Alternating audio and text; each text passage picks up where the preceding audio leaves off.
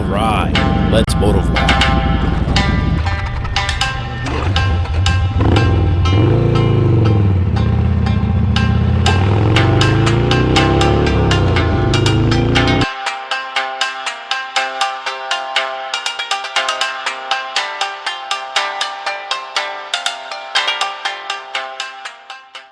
What's up, everybody? Welcome to Rob on the Road. Today we're here to talk about the Ruroc Atlas 2.0. It is a beautiful helmet. It comes in many different graphics. I am partial to the one that I'm wearing here, the camo. It's an olive drab green. Obviously, I'm a fan of green, as you can tell. But there's many options out there for you if you're interested in something else. We'll get into the pros and what is the number one thing that you're looking for in a helmet other than safety? More than likely, I would say most people that I know are most interested in what the helmet looks like. And as I alluded to at the beginning of my rant, this is a beautiful helmet and it comes in so many different prints and it's just an awesome looking helmet. But safety is important, arguably a lot more important, even though we don't always think about that first. So it is DOT and ECE certified, so it is a safe helmet. It's good to go. It does have a pin lock anti-fog system that does contribute to safety because it allows you to maintain positive visibility, right? Keeps your shield from fogging up. And I'll tell you one thing, that thing works amazingly well. I will never again own a helmet that does not have a pin lock system in place. The helmet is light. It's light. It weighs 3.4 pounds. It's made of aerospace grade carbon fiber. The lightweightness of the helmet, it's great. It doesn't reduces the fatigue on your body, on the neck when you're riding. It allows you to look around a lot easier. I don't know. It's just a better experience overall with a lighter helmet. I feel like especially when riding around town. I don't know about touring necessarily, although you do want a light helmet for touring. But I don't know if this is the ideal touring helmet. But it is definitely a good overall all-around helmet, especially for around town. It's a pretty fun helmet. Bluetooth. It does come with an optional shockwave system. That's what they call their Bluetooth communicator. It links to your phone. It's just a Bluetooth connector to your phone. It doesn't do rider-to-rider communication as of yet. Although they have been updating the firmware on it. They've updated it once since I bought the helmet.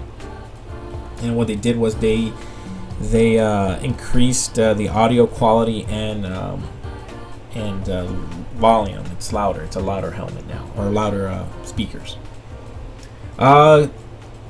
Lastly, and one of the greatest pros about this helmet is the Ruroc's commitment to the community. So they are very good at communicating and smart about communicating with their customers. They exploit or use the social media platforms to have instant access to their customers. They take the feedback, creative feedback or constructive feedback to the company, and they listen.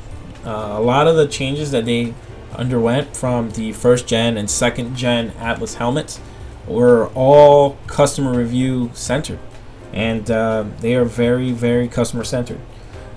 That being said, they even have a Facebook, like I said, social media. They have a Facebook group, and they're constantly on there as company officials communicating and partnering with the public and getting ideas and fine tuning their product. Let's get into some cons here. So noise isolation. So like I was talking about before with the carbon fiber material. It's a very thin, although it's a very strong and sturdy material. It's a very thin material. It doesn't do very much to block or isolate noise or sound, wind noise and whatnot, road noises. It could be a positive when you're on local streets, so you can hear what's going on around you. But when at high speeds, it's kind of loud. That is the trade-off you get when you have a carbon fiber helmet. The insulation and the padding used to dampen noise and isolate the noise is very, very heavy. So if you're gonna do that, you might as well go for a helmet that's designed for that. This helmet is not designed for that. So although they did improve that and it is better, it's not at a standard where I would say it's a great touring helmet for that reason. Another con, or really the biggest con in my opinion, is the availability. Even before the COVID-19 global pandemic, Ruroc was struggling to keep up with orders. The company was selling more helmets than they could produce, and there's definitely a back order, especially for the more desirable graphics. I was very fortunate. I placed the order the night of release. Seconds after release on the website, I was hanging around the website like a fanboy, and was able to get my helmet within a couple weeks. But there's people that place their orders maybe 2-3 minutes after me and still have not received their helmets months later.